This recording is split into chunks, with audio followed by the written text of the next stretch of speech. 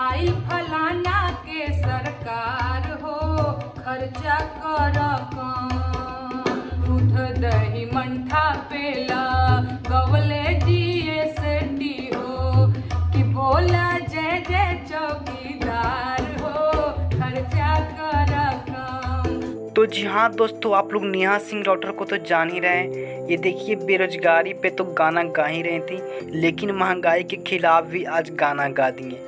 ये तो अच्छी बात है कि नेहा सिंह राउटर जो प्रयास कर रहे हैं कि बिहार में महंगाई के खिलाफ कुछ नारेबाजी हो, जिससे सरकार भी ये इस पे कदम उठाए और ये सारा सामान को सस्ता में आपको मुहैया करवाए। तो चलिए थोड़ा सा देखते हैं खेसारी भैया ने क्या बोले हैं नेहा सिंह राउटर के लिए।